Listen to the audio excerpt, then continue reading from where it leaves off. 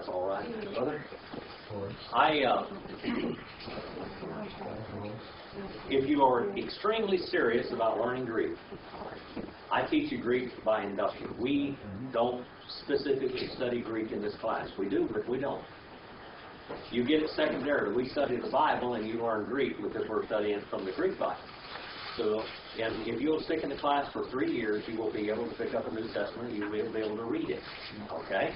Because you will have been exposed to it enough to where you will know how to read the words. Now, if you really want to spend a little bit extra time studying, you can write it out. You can print it like this, and if you print small enough, you can write underneath it what it is, and that's what I did here. I printed it out for you.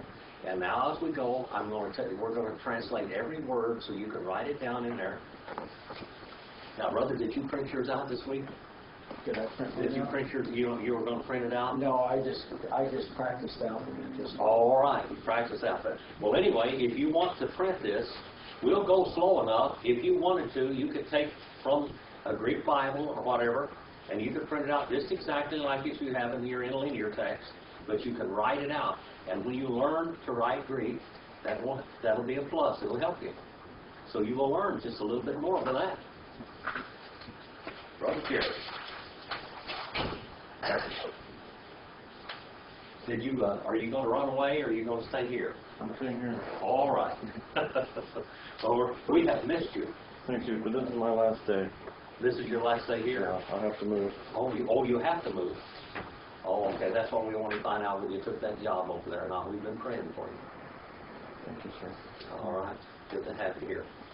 Anyway, I printed this out for you. I did not know it was missing, but last week as we were studying, we found out it was missing. What verses are missing in there? Is it 10? 10, 11, 12. 10, 11, and 12. Well, you've got them on this little thing here.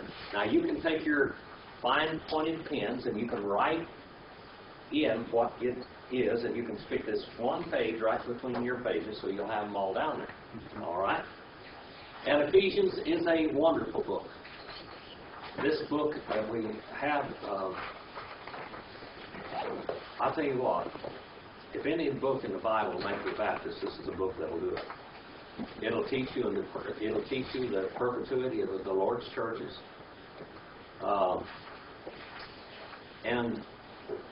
Brother Jerry, you've gone to Church of Christ churches quite a little bit, haven't you? No. The Church of Christ churches, have you gone to the churches? Yes. Okay. Now, Alexander Campbell was originally affiliated with Baptists. And a lot of the things that he taught, and that is taught in the Church of Christ, Baptists at that time did not believe in having music, instrumental music in churches. So, and all of them, at that point in time, and many of the primitive Baptists don't believe that today. Just because somebody says Baptist over a church doesn't make it a Baptist, by the way. That doesn't mean anything. Okay? You can call yourself anything. But Alexander Campbell took many of the things that were taught to him as when he was affiliated with Baptists in the very beginning. And one of the things was there was no instrumental music, but another thing was the perpetuity of God's churches down through the ages. And he believed, and many of the Church of Christ will say founded A.D. 33. Actually, it's a little bit 3 years too late, but A.D. 30. But you argue about the time zone anyway. But when he called them out, that's the Sea of Galilee is when he started calling them out. But Baptists have always taught that God's churches, the Lord called them out, and He founded them, and they would be here until He came back. That's one of the absolute historically, Baptists have taught that all through the ages, and other people taught that. Now, Baptists were known as different names at different times. One of the most sound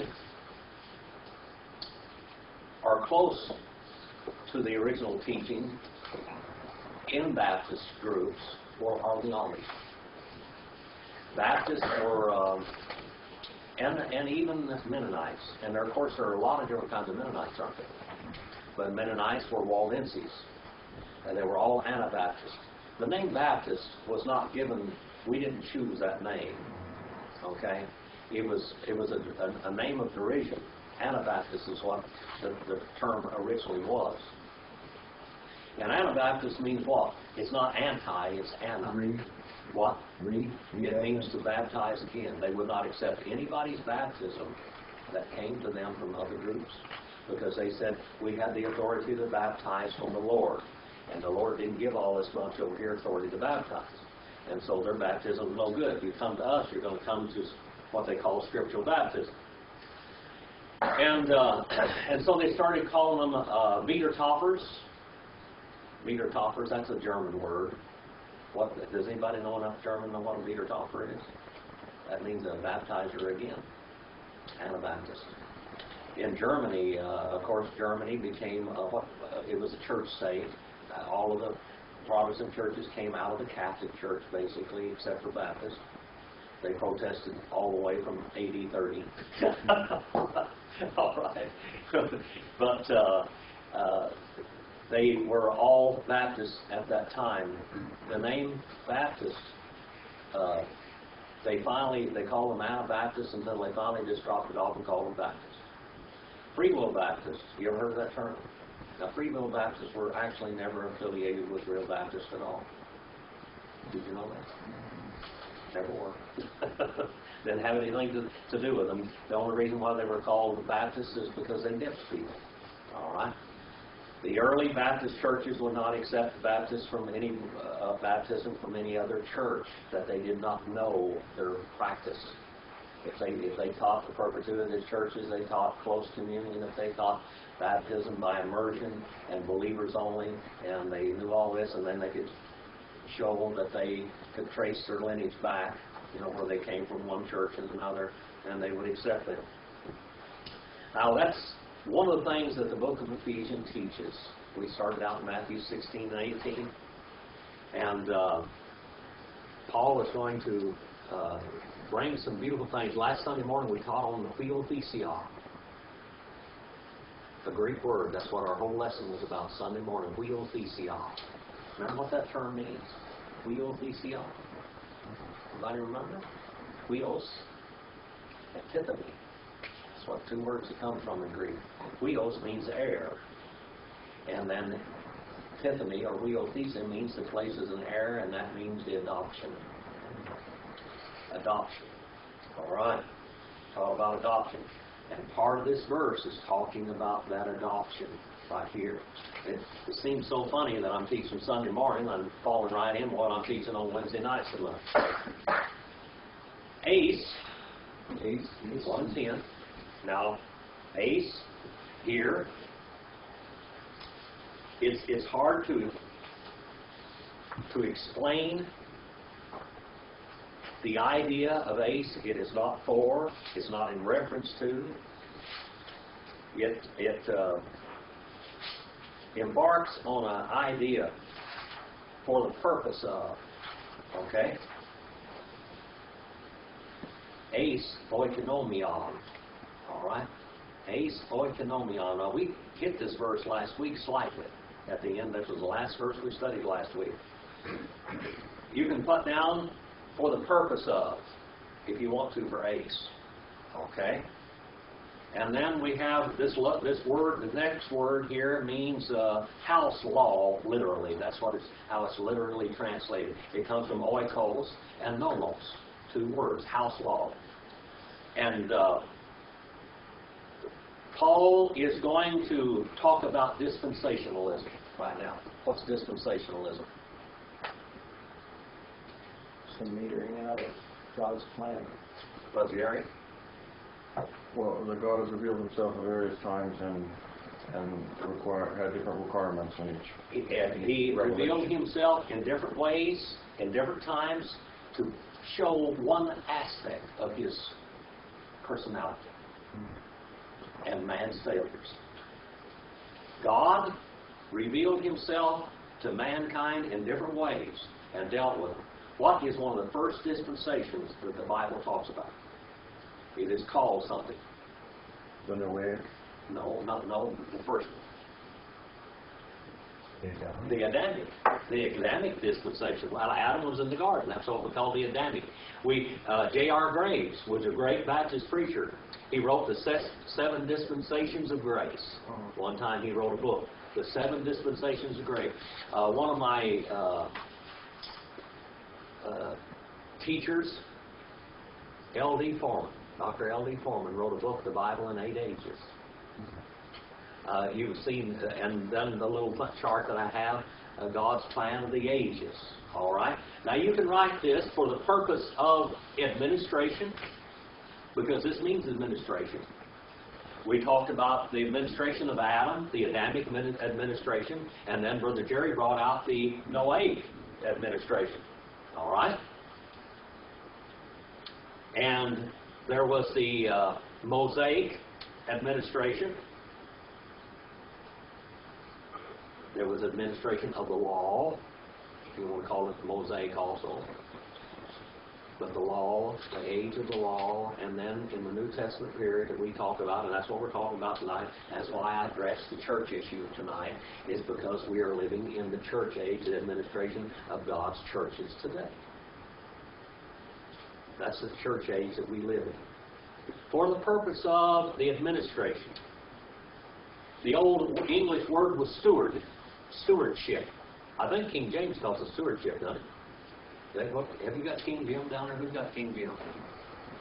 Who's got that one? I never was an Episcopalian.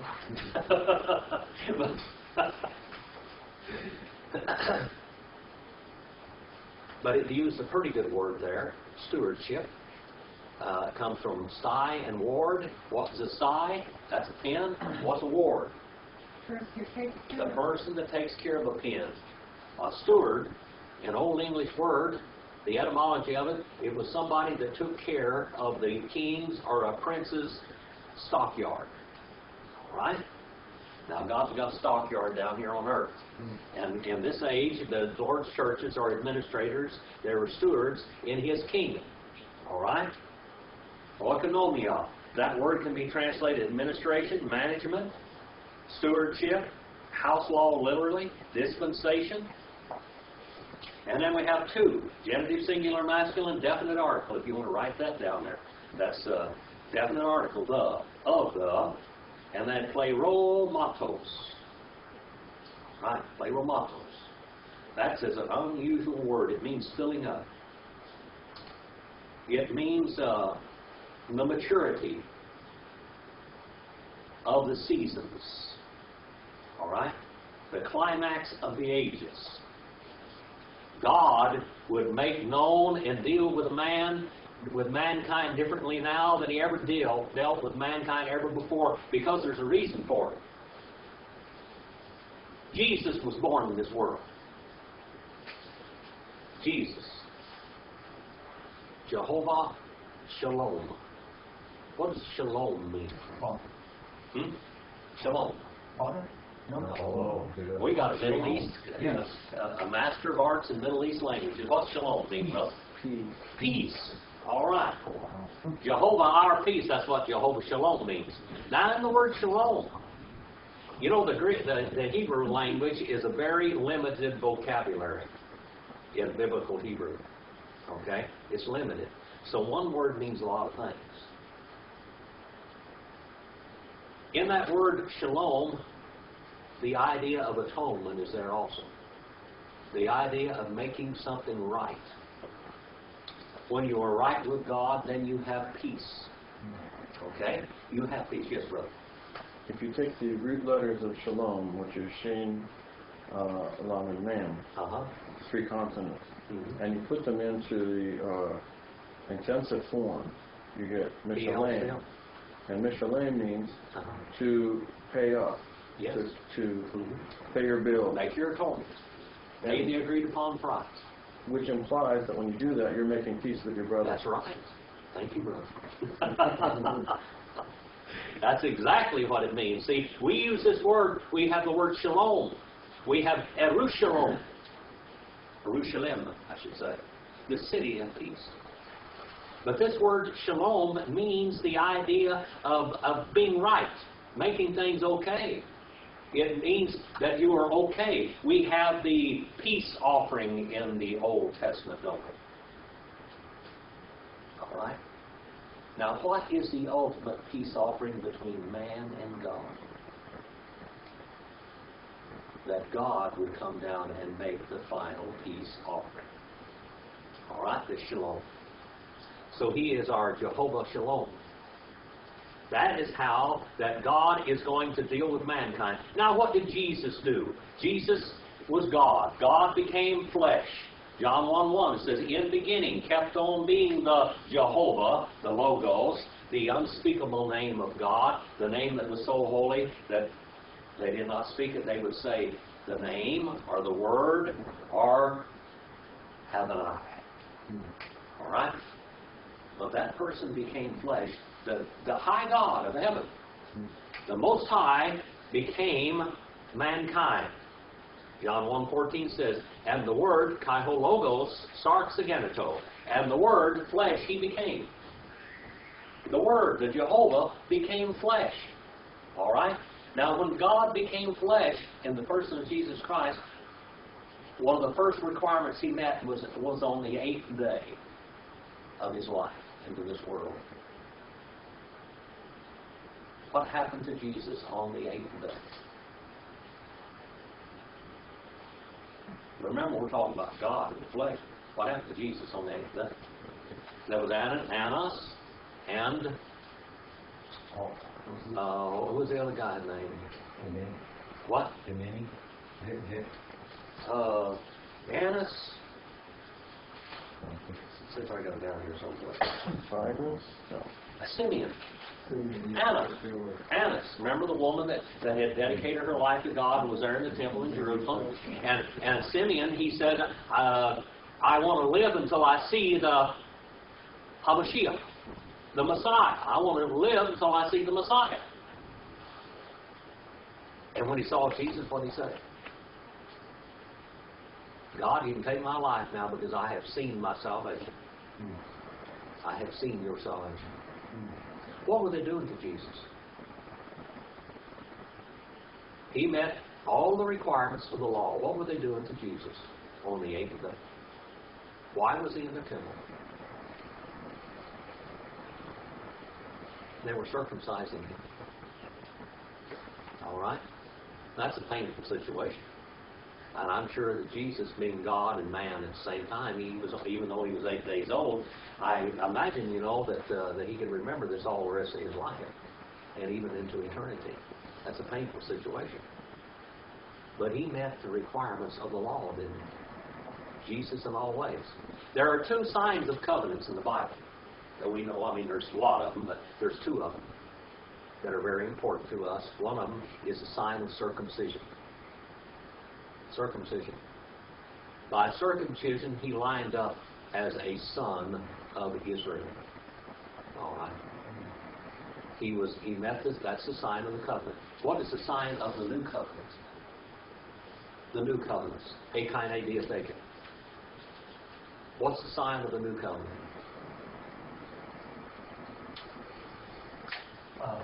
Being reborn by the Spirit. No. Circumcision. But Jerry, Could it be baptism? that's absolutely could be baptism. It absolutely is baptism. Baptizo.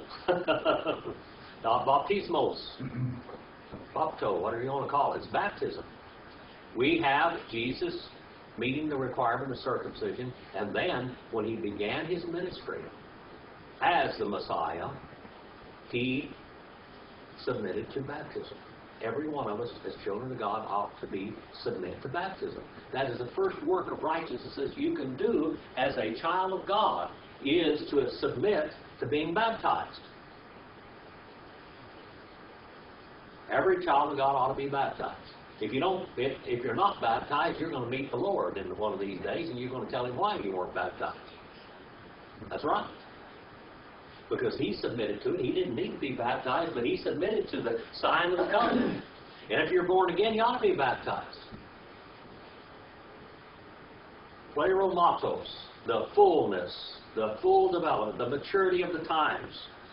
And it says, pleromatoos, tone, chiron. Of the, if you literally wanted to make it this plural, of those, because the is plural. See, that tone there describes and points at chiron. Chiron is not chronos, by the way. What is chronos? in Greek. Chronos. It's a different word than kairos. Chronos. We got our word chronology from it. We got our word chronograph. What is it, Brother Gary? Well, it's time, but Yes, it's time. See? Time. it's different from this word. It's different from this word. This word means season. This means a season that it is, this is the reaping season. This is a season. Now, I brought some grapes here tonight. Gary, if you want some grapes, you go up there and get you a handful of grapes or a cupful of grapes. You can eat those grapes as you're listening. Okay. And they're very sweet. Now, I'm going to tell you something. It is a season for picking grapes. There's a time to pick grapes. There's a time to harvest wheat. There's a time to harvest oats, whatever. There is a time. If you can have peaches, and there are different times, different seasons when they get ripe. You can have peaches that are ripe early in the summer, and you can have them at what they call Somerset peaches. Somerset peaches, those are late. All right? Hello, Brother Scott. Hello. How's your finger? There. You still got it, some of it, huh? Kairos means season. Now, at the fullness of times, God sent His Son. All right? God became flesh. This is a special dispensation that we live in. We're in Ephesians 1 and verse 10, brother. Ephesians 1 and verse 10. Oh, good. Do you even have a book of Ephesians? I don't think so. You know, Mary Lynn, could you get him one? A book of Ephesians? 1 and verse 10. It's not in there, but you can look at that right there. That's all Greek, by the way, brother. Looks Greek to me. That's right. You can write down as we're in 1 and 10, eis, oikonomion, to, pleromatos, ton, chiron, unto, for the purpose of the stewardship, administration, the dispensation of the fullness of times, seasons. All right? Fullness of the season. The seasons. What came together? God finally revealed Himself. He dealt with Noah. He dealt with Moses. He dealt with Adam in a different way at a different time. Adam had a total different commandment than what we do now, don't we? What was Adam supposed to do in the garden? Not eat the fruit. Well, you had to do more than that. That was the negative commandment. What was the positive? What was his positive commandments? You know what the positive commandment was? Name all the animals. He named all animals. All right. What else did he do, Brother Jerry? He's supposed to be fruitful and multiply. He was supposed to be fruitful and multiply. And how was he going to do that? Through sexual intercourse. That's right. That's his wife. His wife. He was unhappy, so God gave him a wife. And He said, "Be fruitful and multiply and spread out on the earth and take care of the earth." All right. You're the administrator of this earth. You're going to watch over all the earth and even the heavens. God had plans for Adam. Great plans. And, oh, Now we're in finality, in the fullness of times. You know what? What is the future perfect in Hebrew, brother? well, you have to. You take the imperfect, really. You can use the imperfect tense. And But it means the idea you is put in a lot of prophetically people, you speaking. put a hayah, you put a verb to be in front of it, and you can do it that way. But you don't find that much in the Bible. No, but it's speaking mostly of prophecy. It's speaking to something as in the mind of God, as if it's already fulfilled, and we're going to see it in just just a couple of verses. We're going to see the Apostle Paul use the Hebrew future perfect, and he brings it into Greek. It's real weird because it's participle, perfect participle, and it's active voice. We're going to see that just a little bit. All right, but it's something already in the mind of God. It's fulfilled. God had plans for Adam. Now, Adam, in the end, in the fullness of time, in eternity future, Adam's going to have a great place, part to play. Look at how many children he's had. He got the only bad thing about him, he had these children after he had sinned, and so all of them had his sin nature. Now, if he'd have obeyed and watched over his wife like he was supposed to be doing instead of playing football or whatever he was doing out there, instead of caring for his wife and protecting her from the Nahash, what is that from? Nahash, the snake, the deceiving serpent. All right, instead of watching over her, he let the snake talk to her. Now, the snake must have been talking to her before because she didn't get too excited about it. God was communicating with the animals at that time.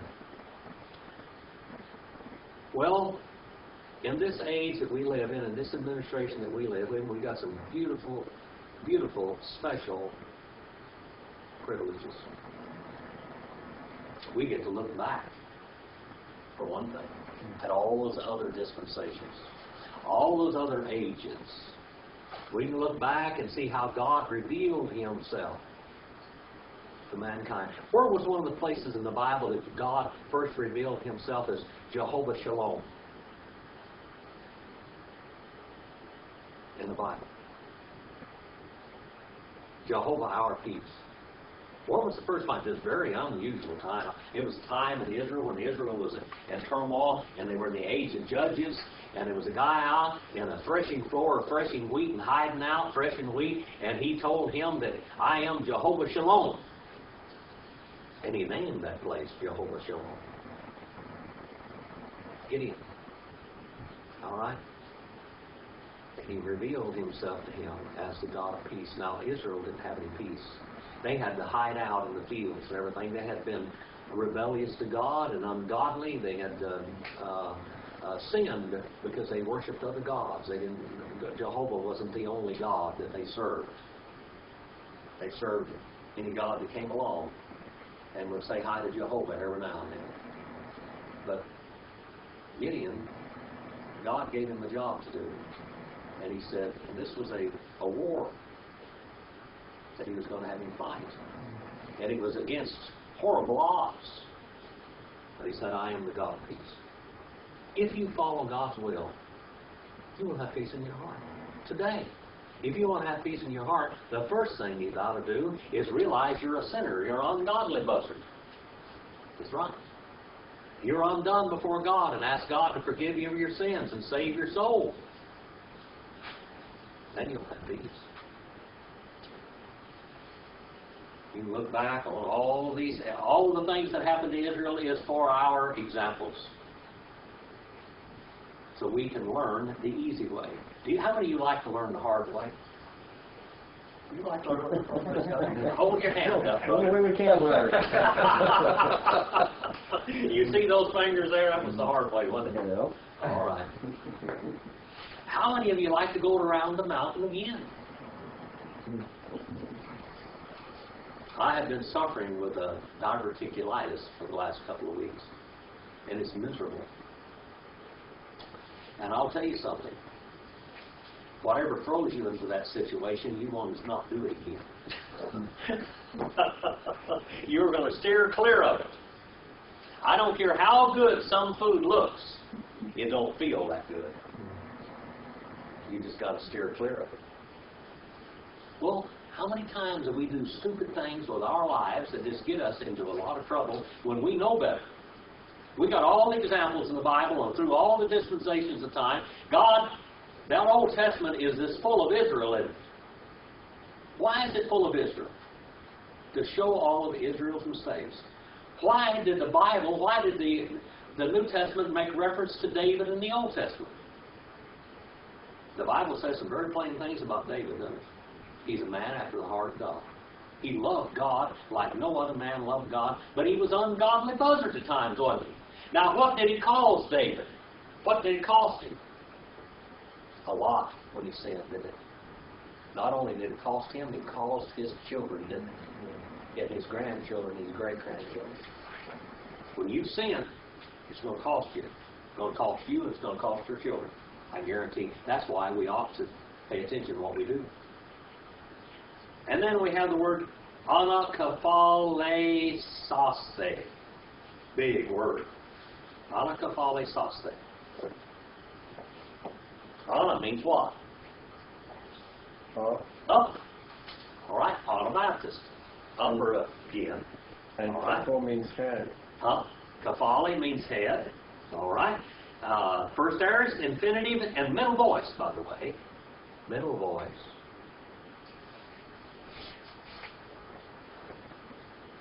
This is a word means to head up for himself, to consummate for himself.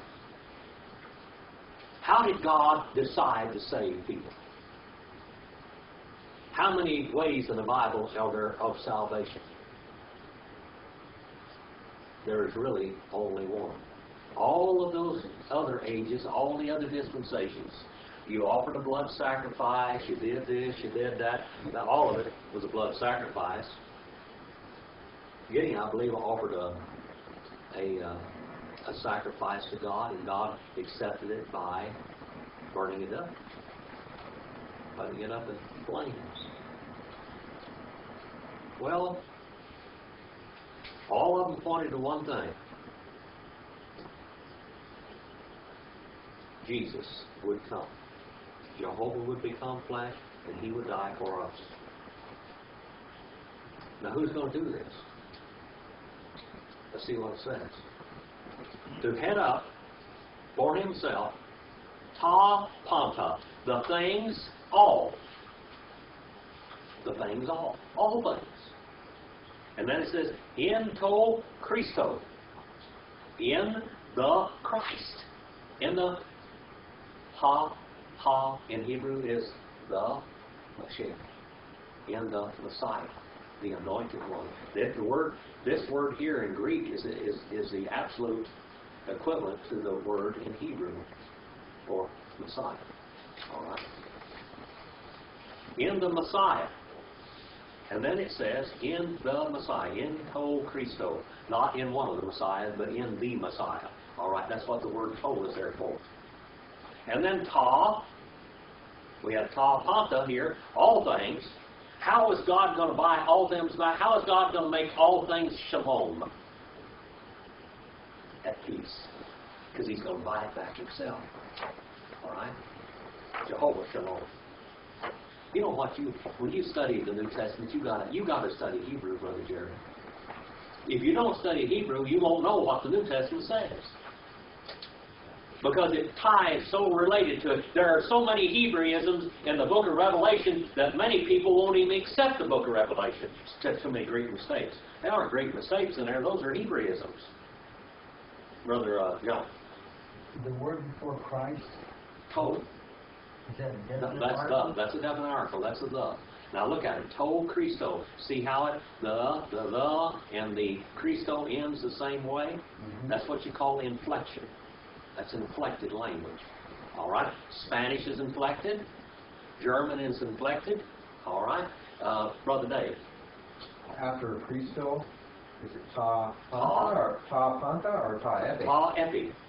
Ta epi. Oh, well, ta panta was above. And then we have all things. He's going to head up all things. Okay. Everything. All right? All right? And then in Christ Jesus. And then he tells you what things they are. Ta epi. The things upon tois uranois. In Hebrew, it would be hashemayim. The heavens. The Shemayim, the uplifted waters, literally. That's what it literally says. Upon. Where are the upon heavens? Anybody ever been to heaven? Huh? Do you know anybody's been to heaven? Huh? Epi? Tois? Uranoi? This word's plural now. Hashemayim. What kind of a word is that, brother Jerry? That's Hebrew, Hashemayim. It's the heavens, and some people say it's from water, mayim. Mayim. And Shah, which is there's the water, the water up there. Mm-hmm. All right. That's one rabbinic. Is it singular or plural? Well, it has a plural ending, yes. But whether it's plural or not, but it's like plural. water. All right. Could be a generic. He created the heavens. God created all the heavens. All right. In beginnings. All right. It says, in beginnings, Elohim created the heavens, all the heavens, all the heavenly bodies, and that's what it's talking about here. To be theologically correct, it had to be plural in Greek also, because it's talking about all the heavens. Okay. Christ is over all the heavens, Brother Jerry. So, in the Greek here, we can assume that panta is understood, or maybe the word things is understood, because all we have is ta. Ta, but the practical substantive of that is things. It's describing something. The things all. It's plural. The things all. Okay? Practical substantive. It's understood. Okay? The things above the heavens. You can put above the heavens, okay? Upon, that means above. If you got a cake, you put frosting on, where is the frosting? It's above the cake, all right? Looking down on it. Above the heavens. And here there's no question that heavens is plural, because toys is plural. That's right. And so why? Paul knew Hebrew. So he brought the Hebrew in the Old Testament. Now the Septuagint made mistakes, brother. They made a lot of mistakes in the Septuagint. Gobs of them. But Jesus straightened a lot of them out when he quoted the Septuagint, when he explained it. And here Paul is explaining the first verse of Genesis. It's talking about heavens. King James puts it, and God created the heaven and the earth. It's not heaven, it's heavens. Heavens. All the heavens. He created all the heavens, okay? Kai, ta, epi, tes, ges. Kai is what? That's and. And ta, the things, upon, tes, ges. The earth. The earth. All right. So God created the heavens, and He created everything on the earth, and He created the earth and everything in the earth, okay? Now, who is over all of this? How is God going to bring all of this back into harmony again, shalom? Through the works of Jesus Christ, what He did. All right, we've already talked about Him being circumcised. We've already talked about Him being baptized. We're already talking about Him partaking of death on the cross of Calvary for our sins, for our atonement. All right, 1 John 2:2. All right. The things upon the earth, and then how is it done? In auto. Yes, brother. In Him, singular. In Him. All of this, it wasn't all those millions. How many millions of lambs have been slain? How many millions of turtle doves have had their heads pulled off? How many millions of scapegoats? One of them was killed, had his throat cut, and one of them was turned loose. How many? How many heifer offerings? How many bullock offerings?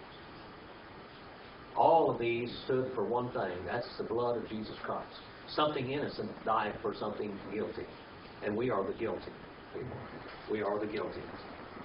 One thing in class that I like to teach you, that I want to teach you, is the holiness of God and righteousness of God. Jehovah Mekadesh. Jehovah our righteousness. He is righteous. That is His outstanding, absolutely outstanding attribute above everything else. And because God is righteous, His rules that He makes stand, He has to meet those rules too. For man to be redeemed back to God, mankind has to pay a cost, has to pay a price. But God gives you the price. He gives you the peace, the shalom in Jehovah Mekadesh, Jehovah our righteousness. It's in Him as a unit, by the way. Now, one in verse 11. You just keep on following me right there in your little piece of paper and just write this thing down here. In ho, kai, ekle, rophemen, proristentes,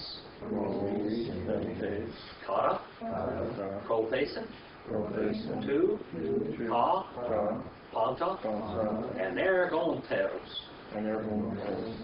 Panta, pain, bulain, two, delamatos, out two. Now we've already seen Paul use several words for mind in Greek and will. Okay? And we see him he keeps explaining every facet, every layer of the human mind is what he's doing. And how that God corresponds to man's every need. But I remember one of my teachers was Dr. Martin Van Buren Cannon, the fourth or fifth, can't remember what he was. He was an Irishman. His dad came right from Ireland. Tough little rascal. He died about 58 years old, just about my age when he died. He was a genius. One of the most learned men that I ever met in my life. He was good in languages. He was good in history. And I was taking all of his classes one year. Martin Kahneman was my teacher in every class I had, and he died. And I had to teach them all. They made me the professor of all of his classes. Talk about following in somebody's shoes that you just could not feel that was wrong. He passed away after the first semester, I believe. I tell you what, I just hung on to every word. That man of God was suffering from heart failure and congestive heart failure and heart attacks, having them, and he would be right there in the classroom. Have a heart attack one day, he'd be right back there. If he could stand up on his two pegs, he would be back in there coughing because he had congestive heart failure. He couldn't breathe hardly, but he would be preaching God's Word. Boy, talk about an example. Even faithfulness unto the end. He used an example to explain the beauty of God one time. Martin Kahneman knew quality. When he went on vacation, he wanted to go to New York City, London, something like that. He wanted to go to big cities. He wanted to go to clothing industries. He wanted to see them make the finest cloth and material, diamonds, watches, whatever. He loved to see quality, whatever. Anyway, he said his wife, when they got married, they were so poor that he didn't even have a wedding ring, and she had a little old wedding band. Well, he bought her a beautiful ring, and then she wanted to buy him one later. And she said, Martin, she said, I want you to go down in Fairfax area, down there in Los Angeles, and get one of your Jewish friends down there in the diamond industry, and I want you to find the finest diamond you can find, and I want to buy that diamond, and I'm going to have it set in a ring, whichever way you wanted it. And she said, I want to buy this for you. And he went down there, and he took a class on diamonds. The beauty of them, and the faceting of diamonds. The faceting of diamonds and how they grind the different angles of diamonds. And the clarity of the diamonds and everything, and all the different deals. He said, I studied about this before. I was never going to buy this diamond. I want to know what I'm buying. You know, that's the way Martin Kahneman did. When I went down there and took these classes and got a real good friend, he said, well, I want one of these flawless diamonds then. And then he told him how he wanted it faceted, how the different angles that he wanted on it. And when he got finished, it was a beautiful diamond ring, and he wore that ring, and he wore it with pride. But he said, that means nothing. Every time I look at that ring, I look at the attributes of God. That's the way God has dealt with man through the ages. That flawless diamond, you could take it, I think, 5 power? They look at it 5 times the power, and if you can't see a flaw in it, with 5 multiplication factors called a flawless diamond. He said, you can look at that, and you can look at flaws, and you can't find the flaws. That's Jehovah Mekadesh, our righteousness, all right? He is righteous. He said, I see the righteousness of God, the flawless beauty of God in His righteousness, and all of those facets, the angles that they cut the diamond in. I see one of His attributes in each one. How that He dealt with man at different times and different places. All of it taught mankind the beauty of God in some way. the sacrifice of God, the love, the agape of God. Agape is a very beautiful word in Greek. That is sacrificial love. God sacrificed himself for us. In whom, look at this, and you're going to see this in whom several times, trace times as a matter of fact. 3 times, tria. 3 times. We're going to see this in whom. Also, now here we have a cumulative particle. This chi here changes. Page 208, if you want to look that one up in the Analytical Greek Lexicon. And we'll tell you all about this word, how it takes place as you use it. This is cumulative particle. It means in whom also we were picked out. We were appointed. This is beautiful. We were appointed lot heirs, as a matter of fact. We have the word ek and klero. Ek and kleros. What is klerao or kleros? What does that word mean? Call. Kleros. No, not kalio, but kleros. Oh, kleros. Kleros. In Greek, this is another word for Greek. It means to appoint, to assign by law a certain piece of property that is yours. Remember what I told you? Oh, will this thing work or not? Yep, it works. What do you know about that? The heir.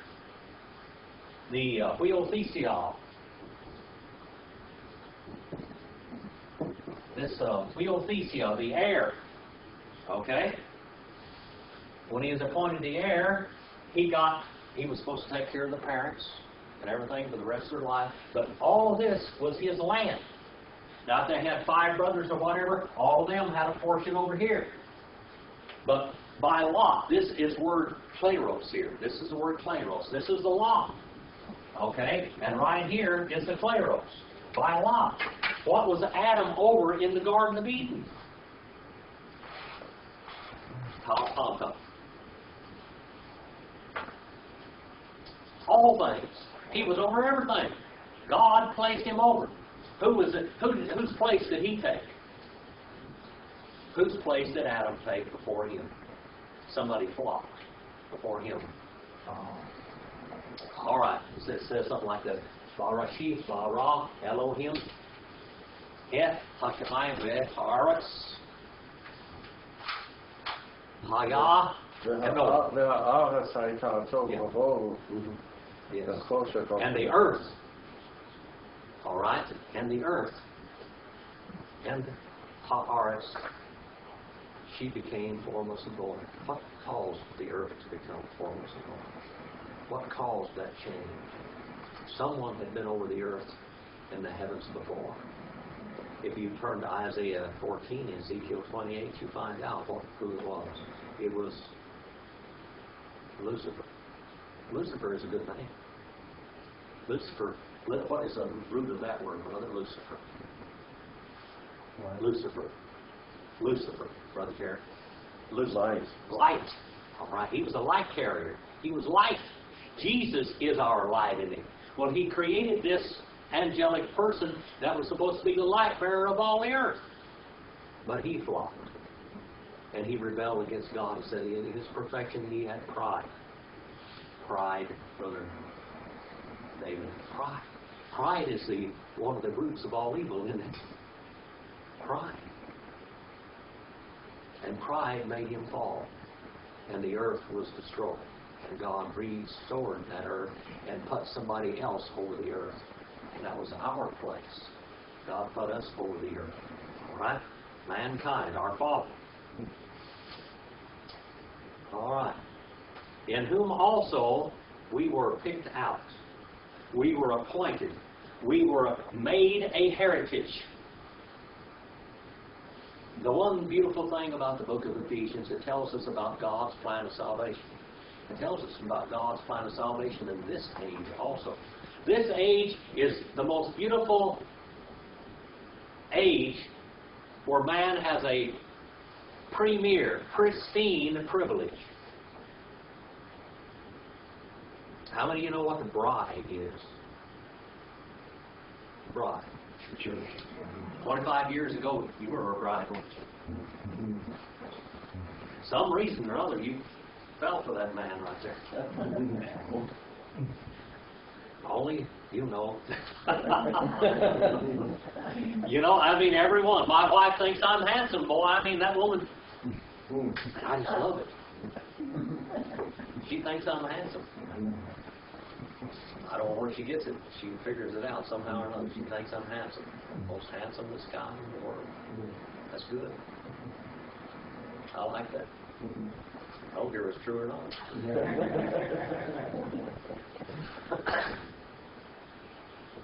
Love. Well, Abraham sent his faithful servant, Abimelech, I believe it was, if I remember right, back to his own country to find a bride for him. He sent him back there and he prayed to God and asked him, help me find the right one. All right, the bride. Bride brings to her husband much joy. Women can really make a man happy. All right, they can also make him very happy, sad. All right, but a bride is supposed to make her husband happy. A man and a woman are made. The woman was made for man, did you know? That's right. And they were put together in marriage for a union that was supposed to bring forth much joy. That's what marriage is for happiness, for joy. You're supposed to make each other happy. Well, God, in this dispensation, in this time, this kairos, this time, the fullness of the age, He is calling out His bride. And that bride will have a special place with God for all time. Think about that. She will rule and reign with Him. She will rule and reign with Him. Everything that is His is hers. Think about that. I don't want to be blasphemous about that, but that's flat fact. It is. That is God's love. Everything that is His bride. This book is beautiful, people. It shows you the joy of serving God. You live in this age now. Why on the earth won't you serve God? Why on earth wouldn't you want to serve God? If you have the privilege, I don't care if you're a pauper in this world. Jesus said the first shall be last and the last shall be first. Do you know what He's talking about? There are some paupers in this world that are serving God. I mean, that's all they've ever done all their life. I knew one of my teachers, Harold Travis Hubbard. That was a man that was, as far as I was concerned, there was another David, a man after the heart of God. You know what he thought about? Going to Bob's Big Boy and having a fish dinner every now and then. Come to my house, let me cook for him. Get in the car so he can drive him back and forth to the seminary and teach and preach it from God's Word. That's all he cared about, really. That was the whole purpose of his whole life, was studying God's Word and being presentable to Him. I have no doubt there walked another Apostle Paul, as far as I'm concerned.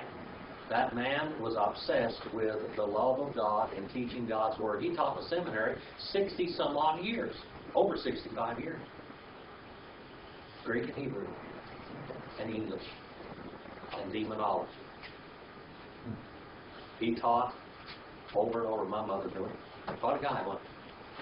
Obsessed with one thing, serving God all his life. All of us ought to be like that. He saw something maybe that some of us don't see.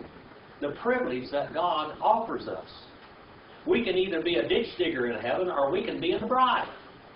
Now, you can be one or the other. You're going to be one. If you're saved, you're going to be either a ditch digger or you're going to be one of the bride that shares everything with the Lord. And it's what you do with your life after you're saved that makes all the difference.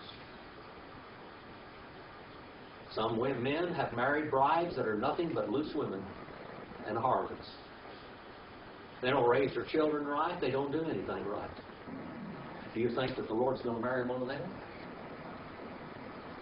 I'm going to tell you something that's very conditional in the New Testament, and that's brideship. Salvation is not conditional, but brideship is. There's a whole different thing. A lot of people don't see the difference in that. Baptists have taught it for 2,000 years.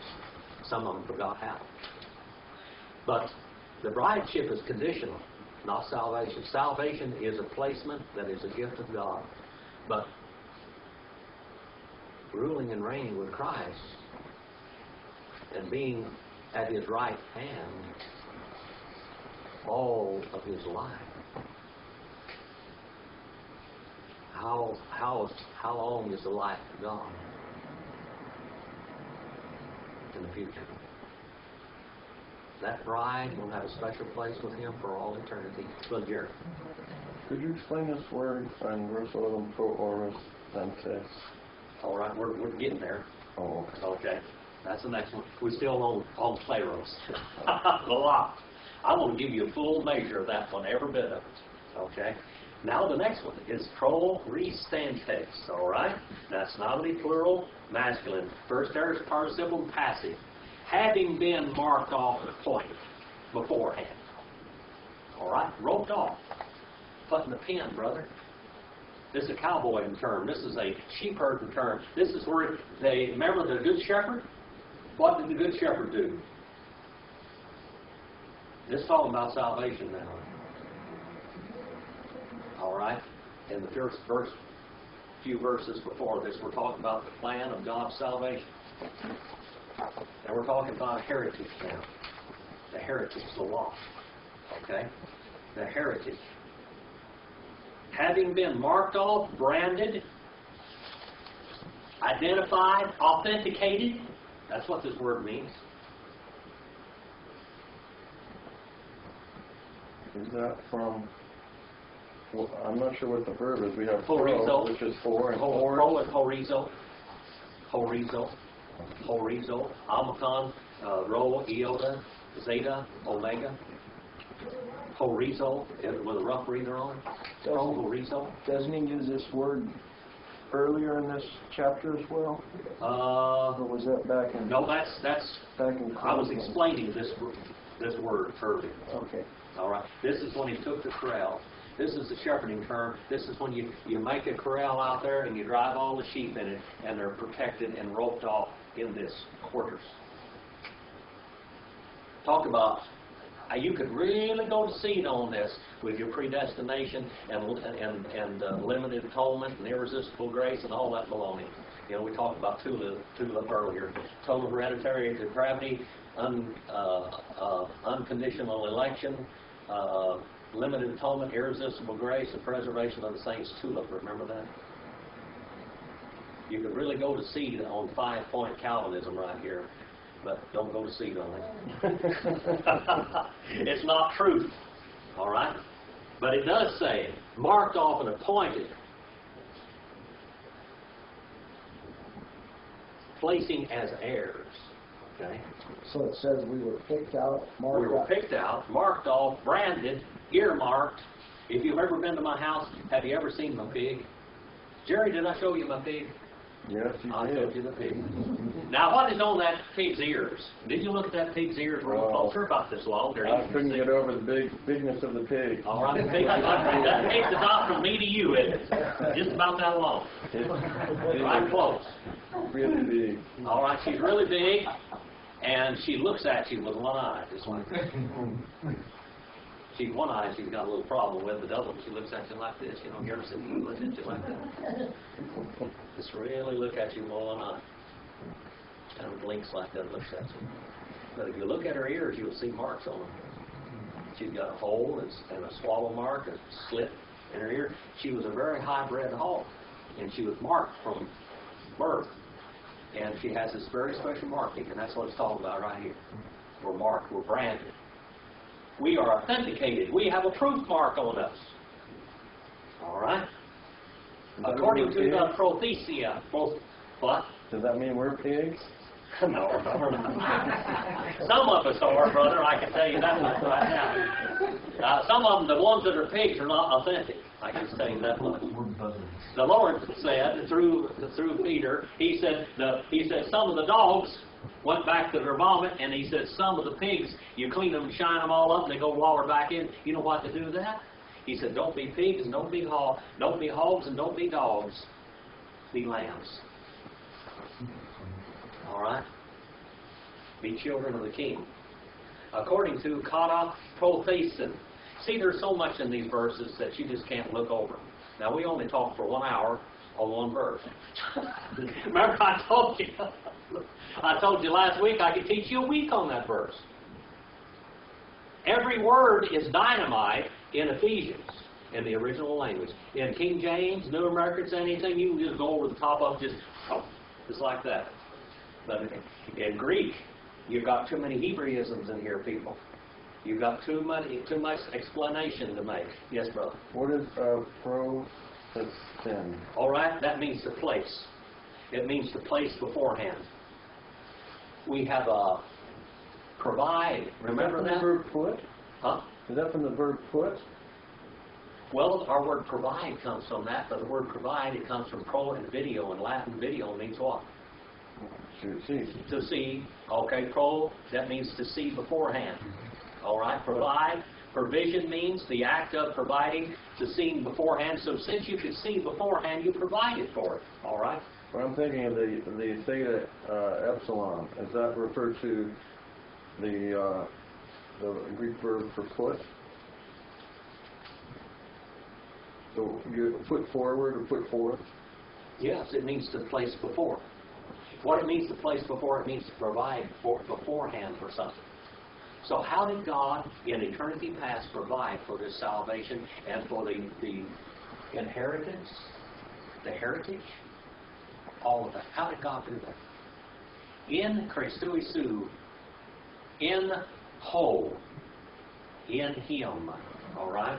In whole, in whom also we were picked out. How are we picked out? In Christ. That's how we were saved, in Christ. That's how we're picked out. You know, Brother Jerry. But then how do you put this together? It says, kata protasen tu tapanta. All right. Okay, according to the placing, before... I'm going to get you to finish the whole verse. I'm sorry. I don't want to finish the whole verse, brother. This is big stuff. It's my last day. I hate to cut it off in the middle of the verse. Well, if you got to leave, if you got a point, but you can go do that. But I'll teach on her for a little bit.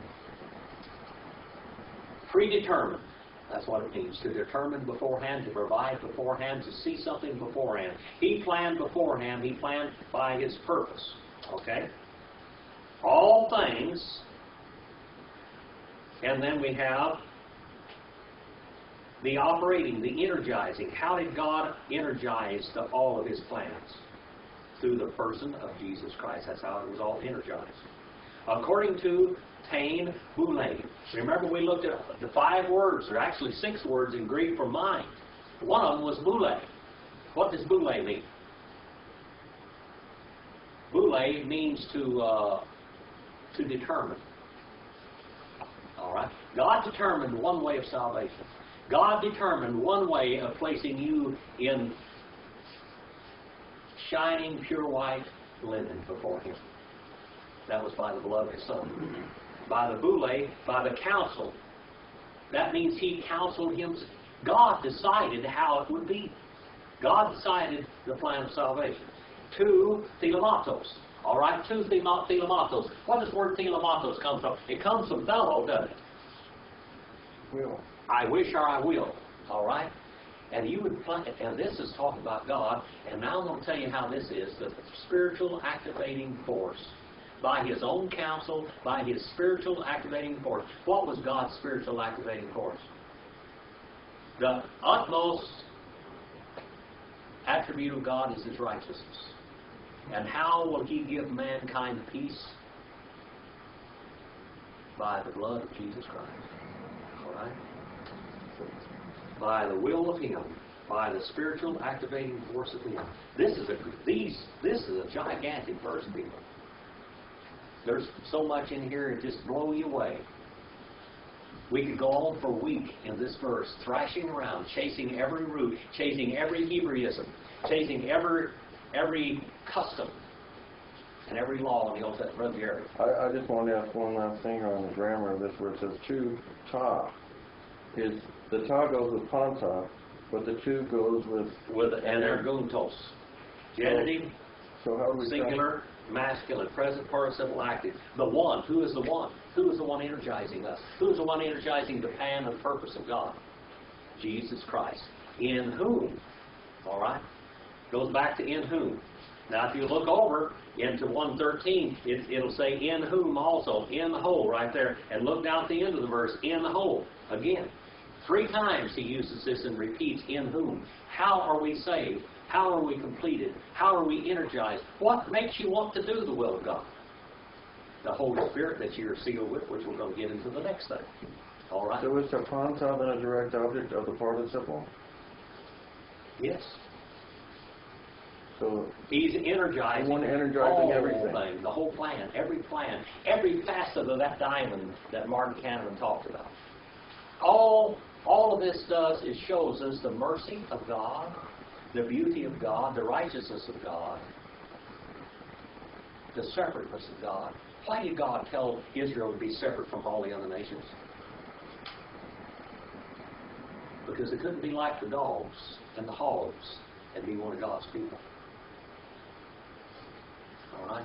Couldn't be like the dogs and the hogs. They had to be separate. They had to be Israel, when they were doing God's will, were at peace. All the people were at peace. When Israel was not doing the will of God, there was constant turmoil. What is the idea of sin in the Bible? Sin. Disappointment. Confusion. What's the idea of shalom? Peace. But it takes something to bring that peace. What does it take to bring forth that peace? The agreed beforehand price, which is the death, burial, and resurrection of Jesus Christ. So we are branded, we were marked, we are vaccinated, we are chosen, we are adopted, we are redeemed, we are placed as heirs, all in this verse. And all of it takes place in one person. In whom? In Christ. Isn't that beautiful? Amen? Isn't that beautiful? We did finish that verse slightly. We skimmed over the top of it a bit, but we did a whole lot better than King Jim did. I guarantee you that. We'll start in 1 and verse 12, and that's the final clause. And it says, eis to ene, right there. And it means for the final purpose of. All right? The end result of. All right? That's where we're going to start. This is the third. Happy anniversary to you guys. Hope you have a good anniversary now. Everything. Hope you have many more to go. And think about all the times that you are happy with that bride and you're happy with that husband. That represents something very great. That represents the union of Christ and His bride. That's what all of that represents. We get to look at lots of the facets on that diamond, don't we? A lot of the facets on that diamond. Brother Jerry, this is your last time in the class. We will miss you, brother. Well, I'll miss you. I'll tell you what, I'll send you the class. I'll send you some CDs if you'd like to for the rest of the class or something, so you can take it by far away like so many people. There are more people taking this class by extension classes than there are here. A lot more. And I hope for many years to come. This is a gigantic book. The book of Ephesians is tremendous. Brother, our prayers go with you. And you've been a great asset to this class, and I'll remember you in my teaching career for years to come, as long as the Lord leaves me on this earth. You're very gracious. It's been a real privilege being your teacher. And your comments have been wonderful in the class. I want you Well, it's been my privilege sitting here. Every now and then a teacher is privileged with great students. And you know what? I got a room full of them. Some of you have been in my classes for years. And it is good to see you come back over and over and over again. Sometimes you'll miss a little bit and come back, miss a little. I wish I could grab all of you and touch you all, but they're scattered all over the world in all reality, especially the one taking extension classes and the classes by tape and CD and video. Well, I had one pastor come into my class years ago, and he was just so full of life and so full of the Word of God, and he finally was called to a church way up in Washington or something, and I miss him to this day. I have one of my students for 6 years, Ken Glenn. He's back there in Kentucky going to the seminary back there. He took everything that I had and everything I could teach him for 6 years here. He got so full of God's Word that he had to just expand. That's what I like to see. He's teaching. Hear him teach on tapes and stuff sometimes. It's like hearing himself. It's good. Hearing the Word of God. Well, God bless each and every one of you. Thank you for enduring those hard seats. It's a long time to sit there in those old, non-comfortable seats. You could be home in recliner and air-conditioned comfort in front of a video. But we give you a little pro video tonight, didn't we? We get a little how that God provided it for you. In a special dispensation of time that we live in, something special than all the others. Brother Gary, I never asked you to dismiss us in prayer before, but this is your last time. All right. Would you dismiss us in prayer? Sure. He usually prays at our dinner. Are you going to come to dinner with me tonight? I wish I could. Okay. I was lucky to make it today. All right. Well, I appreciate that. I appreciate it. Father, we are so grateful that we've had this opportunity to study the Word, and we ask your blessing